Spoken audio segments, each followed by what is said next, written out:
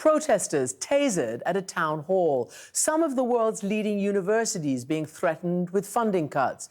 Law firms under attack, and the highest courts are defied. Across the world, people are asking, is this what America has become? And is it ushering in an age of authoritarianism? In the United States, long the bastion. This is CNN Breaking News. And we have breaking news into CNN. Pope Francis has died. He was the 266th head of the Roman Catholic Church. He was 88 years old. And Pope Francis, he gave the traditional Easter blessing on Sunday. He appeared from the balcony of St. Peter's Basilica in front of delighted crowds after he had that brief meeting with the U.S. Vice President J.D. Vance in what marked what was his highest profile appearance yet since he was discharged from the hospital. But this just in, we have learned that the pontiff has passed away. Now, Pope Francis did not lead the main Holy Week and Easter services of this last week. He had made brief appearances over Easter weekend, including, he spent 30 minutes at a prison in Rome on Thursday. He made a visit to St. Peter's Basilica on Saturday evening. Francis, he had spent some 38 days in hospital with that double pneumonia. He came close to death. He was unable to speak for long periods during respiratory difficulties. He was undergoing physiotherapy to regain his voice. He had made this appearance during Easter Sunday. But now this news just coming in that Pope Francis has passed away at age 88. Our CNN's Vatican correspondent Christopher Lamb takes a look back at the Pope's life and his legacy. Buonasera. A simple good evening from the newly elected Cardinal Jorge Mario Bergoglio from Argentina, the first Pope ever from the Americas. His choice of the name Francis, after the saint known for his poverty and love of nature, had never been used before by a pope, set the tone for a pontificate marked by attention to the poor and a simple way of life. This pope's home would no longer be the historic apartments, but a simple set of rooms in a guest house on the Vatican grounds. Elaborate papal robes and jewellery remained in the closet, as Francis wore only his white cassock, black orthopaedic shoes with a simple pectoral cross. And when he needed his glasses fixed, he hopped in a car and went himself to the optician in Rome.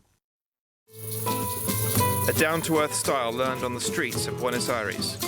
The one-time nightclub bouncer took public transportation and always remained a fan of Argentina's San Lorenzo soccer team. His simple words, too, had a way of getting to the heart of divisive issues. Se una persona è gay e cerca il Signore. If a person is gay and accepts the Lord and has goodwill, well, who am I to judge? It didn't change the Catholic Church's opposition to gay marriage, but convinced many that he was a pope open to change. He was a champion of the environment, issuing an encyclical, the highest papal teaching document, to warn of the dangers of global warming and a throwaway consumer culture in the West that damages our climate and the livelihood of the poor.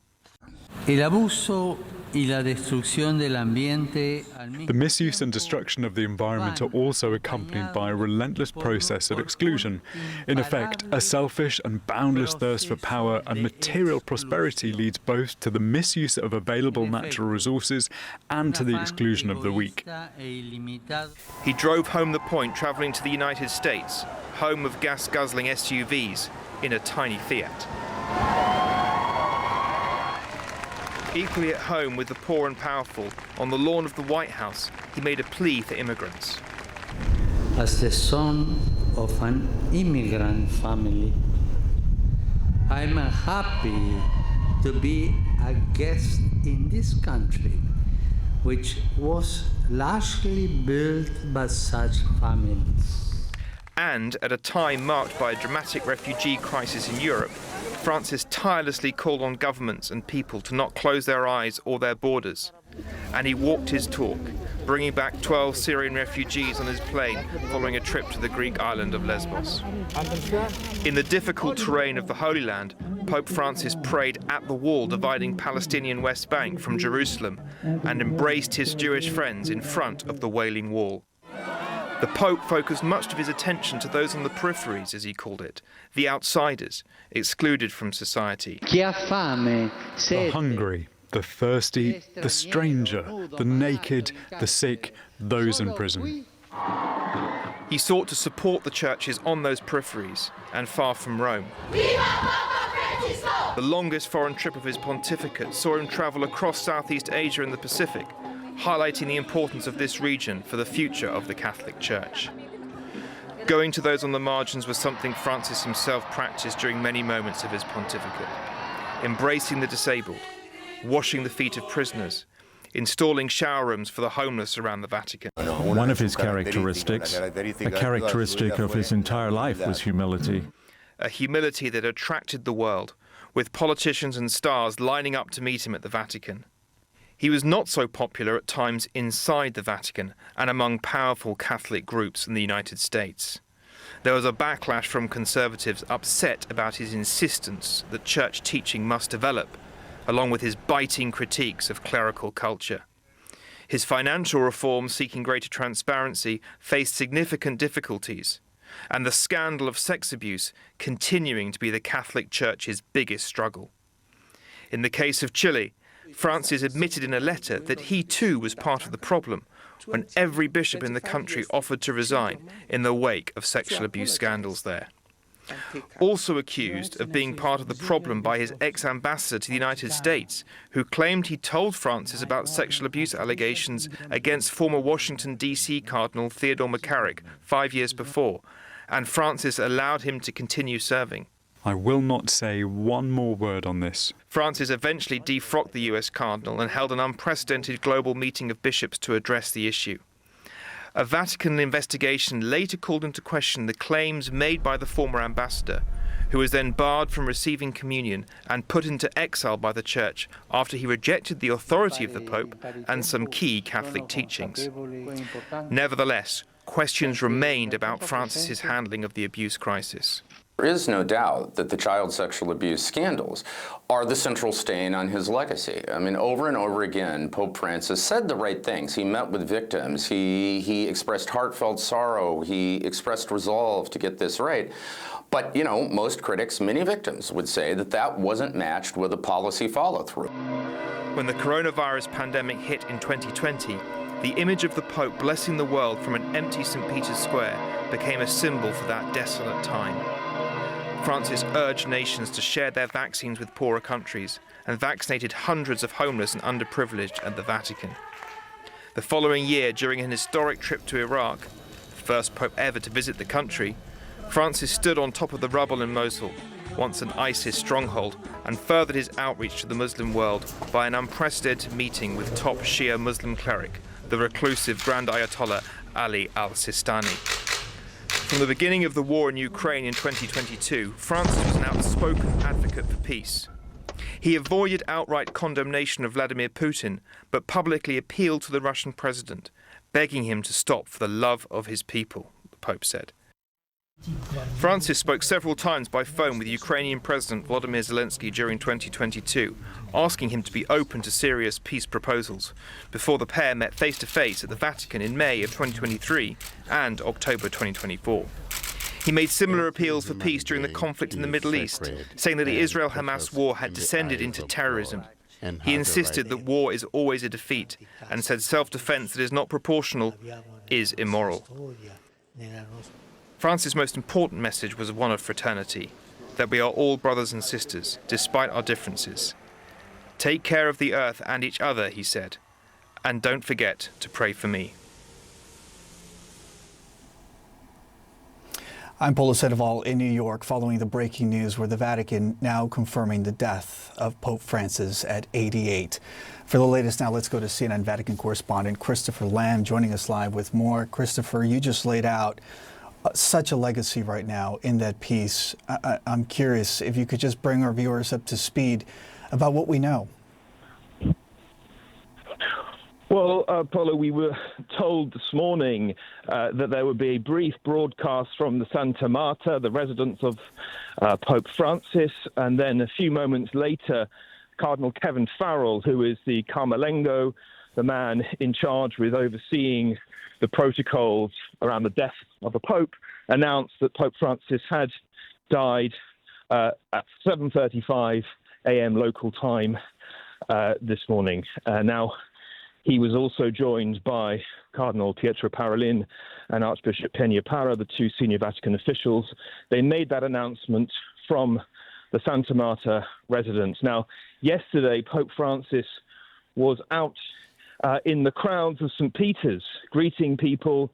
He made an effort to get onto the balcony to give the Easter Sunday blessing. Of course, he hasn't been well enough to lead services in the way that he would normally. But it was characteristic of Pope Francis to come out into the square at St. Peter's, clearly not feeling himself. I mean, there were those of us who followed it closely who saw him yesterday and did feel afterwards that he was not in a good condition in terms of he's normally greeting the crowds, he's normally very engaged, he's a pope who loves to be amongst the people. But yesterday he seemed less engaged. He's clearly been through, he was going through the very profound health crisis. He had pneumonia in both of his lungs. He was in hospital for 38 days. He almost died on two occasions, but he came through that and was recovering in the Vatican.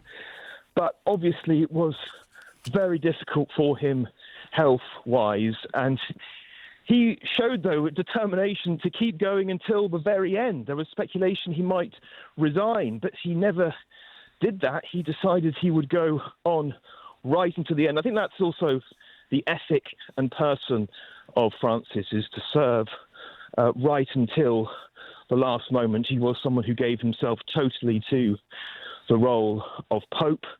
He was a Pope who wanted to be amongst the people, to serve. He wanted the Catholic Church to do more, to go out to the margins of society, to serve migrants and refugees, the poorest. He said after his election, I want a poor church for the poor. And that was the kind of, that was his kind of manifesto from the very beginning, that he wanted a church that was willing to go out and pitch its tent amongst the most suffering of people, the people who were suffering the most. He wanted a church amongst the people, and a church focused on service and humility. Now, people often look at the Vatican and they look at the Catholic Church and they see these extraordinary basilicas and cathedrals, and they see incredible history, and they see magnificent liturgies and vestments.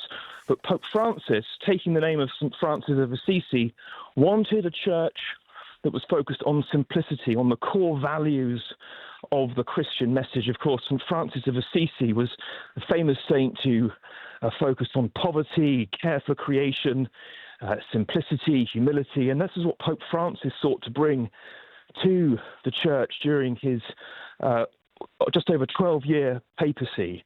And Francis, as Pope, sought to embody those values of St. Francis of Assisi.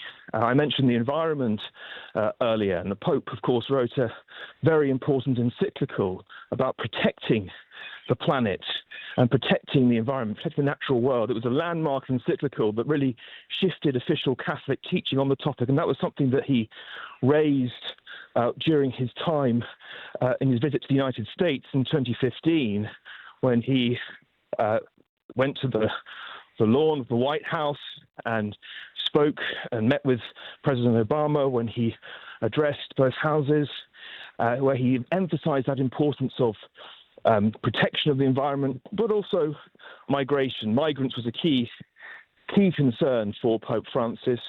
And just before he went out onto the balcony yesterday, he met with Vice President J.D. Vance.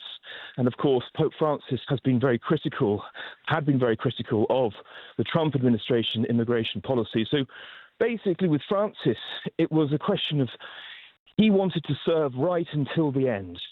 And I think we've seen that with, yesterday he was out on the square on Easter Sunday, the high point of the church's calendar. And then today we have this news that really has come as quite a shock, because we had been told by the Vatican the Pope was slowly improving. Although, of course, as I said,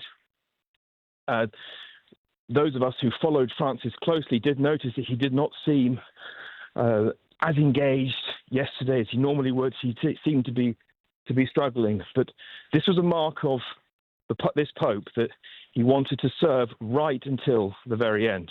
Polo. Christopher, I'm curious if you could speak to the sudden nature of the Holy Father's death here. A reminder to viewers that we were just weeks into his prescribed 2 months of rest that the doctors had recommended for the Holy Father to limit his public appearances. And as you made clear, despite that, he was determined to keep that public presence as much as he possibly and physically could. So if you could just speak to the sudden nature of the news that now Catholics around the world are waking up to the day after the Easter weekend. Yes, well, I think most people will know that Francis had been hospitalized with pneumonia in both of his lungs, that he had almost died on 2 occasions, that it had been a very serious health crisis, and that basically Francis's general health wasn't in the best of condition. I mean, he's 88 years old, and he's